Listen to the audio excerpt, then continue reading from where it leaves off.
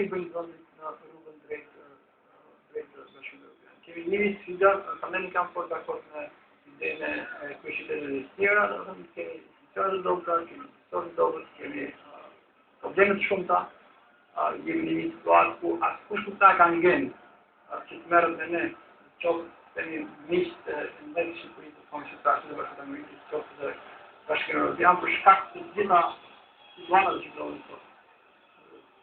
Ja thonë për mundin krizën ekonomike, dhe nuk ka një ngjenë që të merret me ne në mënyrë periodike. Sa herë kemi zgjedhje, sa herë bëjmë protesta që dalin jashtë kontrollit, dhe sa herë që kemi zgjedhje të fudemi në zgjedhje, fudemi në zgjedhje dhe krijojmë probleme me zgjedhjet.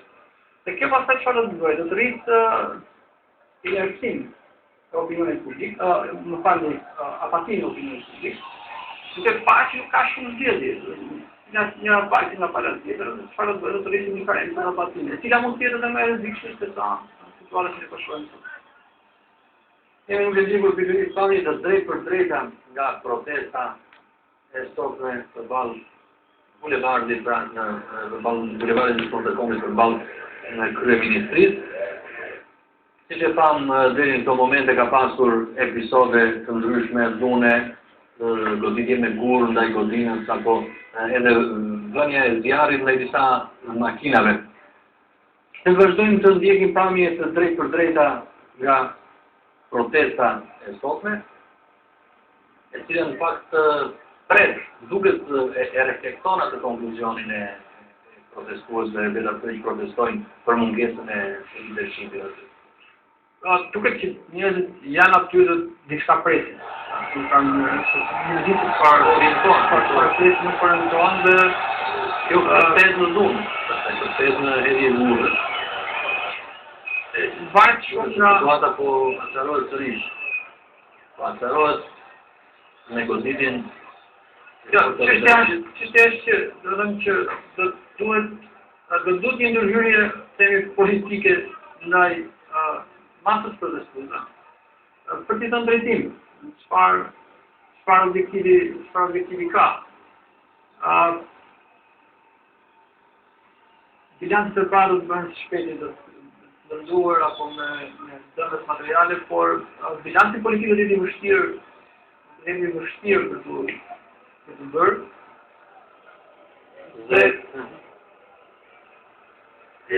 Shumë e rëndësishme është menaxhimi dhe lokalizimi i këtij është edhe një palë trend e cila është vërtet në krye të detyrës dhe se mos e quaj erojnë kolegët tanë të cilët në këto momente më thonë se janë përlotur nga gati do sjelljes dhe vazhdojnë që ndrojnë aty, janë të vetmit të cilët nuk kanë lëvizur, i kemi parë makinat e transmetimit të drejt për drejt nga vendi i protestës, të cilët i falenderoj sigurisht.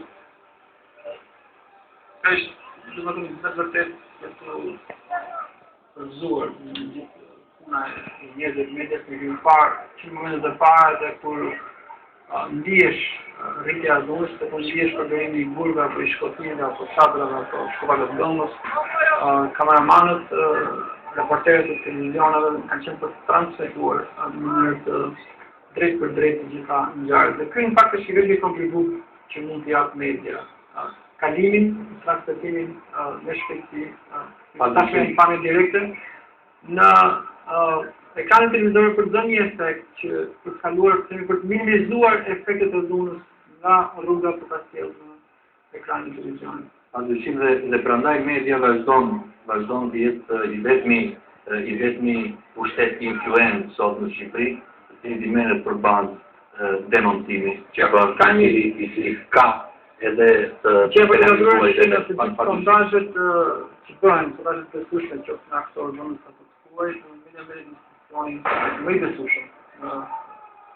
Morimi i funksionit ka shtetin shqiptar, me institucionin më i besueshëm, pavarësisht se që kishim vetë në sajt, nuk kemi kritikat objekcionit tonë apo gjëra që diskutojnë se që nuk shtojnë mirë, media është padyshim arritja më e mirë, në kuptim plot e tranzicionit shqiptar dhe këtyre 20 viteve. Media ka bërë përpara, dhe politika bën para dhe mbrapa. Është thënë luti që është vetëm një institucion i cili vazhdon të mos ketë i zhvlerësuar nëse bën pikërisht prej kësaj pune heroike që bën vazhdimisht në fushën e investimentit të besueshmëria është moneda kryesore që përdor në shqiptar. Dhe se kanë reagimet e para me dhe në fakt tensionit dhe tranzitet përpara mbështetjes të kryeministrisë në presidentin shqiptar janë në fokus edhe të mediave ndërkombëtare, për shembull e përditshmja La Repubblica flet për përkatjen e protestuesve dhe forcave të rendit përpara ndërtesës së kryeministrisë. Kundër politikëve janë hedhur, shkruhet në artikull, gur dhe objekte të tjera të forta duke cituar dëshmitar okular, me fjalë për disa të plagosur mes protestuesve dhe pjesëtarëve të forcave të rendit njëri prej cilëve si shkruan La Repubblica ka fytyrën të mbuluar me gjak. Për të shpërndarë protestuesit u përdor gazi lotjellës dhe makinat ujëlëshuese e përditshme italiane, citon edhe ministrin e brendshëm Lulzim Pasha, i cili garanton se policia zgalet ndërhyj kundër çdo degenerimi dhe zonës dhe kundër atyre që shkaktojnë pra trazira. Me njëherë pra, jemi duke parë pamjet janë pamjet e momenteve kur makinat ujëlëshuese, por edhe gazi lotjellës i policisë ujëlëshuar me protestues. Që duhet të janë mjetet lishme për shpërndarjen e tyre. Kisha ndarë vetëm tek lajmi i parë që sapo diskutohet i lirë. Çështja e rikthejmë prapë një herë, ndoshta në mënyrë përsëritur, idenë se kështu ndodh, do ta ndej. Do të mund ndodh në Aten, ndodh në Rom, Berlin apo Washington, por gjithë këto vende nuk kanë problemin e imazhit të Shqipërisë. Po ka një problem Shqipëria që ende nuk ka adresuar, është problemi i imazhit. Çfarë imazhi lëm ne? Tek të huaj. Rikthimi i imazheve të zonës, rikthimi i imazheve të zjarrit apo protestave të pakontrolluara. Vetëm sa dëmton vendin, dhe duhet vite për të rishqyrë një herë imazhin e nëse këto gjiro bëjnë gjiro në qëse këto bëjnë gjiro në botë. Çfarë mund të presësh që të mendojnë se një qoftë qytetarët e të tjera, që vendit bashkët, qoftë think tanket e vendit të tjera, qoftë media vendit të tjera, si do na perceptojnë media të tjera. Ju e pak që rastin e gazetave në Zvicër se çfarë imazhi, çfarë perceptimi kanë për Shqipërisë, pa njohur. Pa pas rast që shumë voni shoh zjarfikset të lutit të hyjnë dhe të pikin makinat e ndezura, po sulmojnë dhe zjarfiksen, kjo sigurisht që është për shumë se e tepërt, sepse nuk kanë asnjë faj zjarfikset që ndodhen në krye të tyre. Që jargohet, është tash ideja që partë të zjarfikse atë nuk është zjarë ndaj godinave qeveritare, atë është zjarë ndaj makinave private.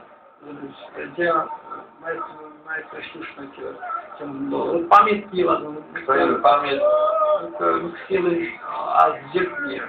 Kush dhe dalë me thotë që mund të kontrollojë ose mund të orientojë apo mund të qetësojë format e protestuesve. Po më besoj që politika shqiptare ka distancime nga forma, do të thotë kam mësuar enda asgjë. Kuptimin e stekbit që shumë e lehtë për të mobilizuar, por tepër vështirë për të këndëruar, mos e pamundur. Kemi duke parë pikërisht pamjet të drejt për drejta nga protesta në bulevardin Dëshmorët e Kombit dhe rreth Piramidës,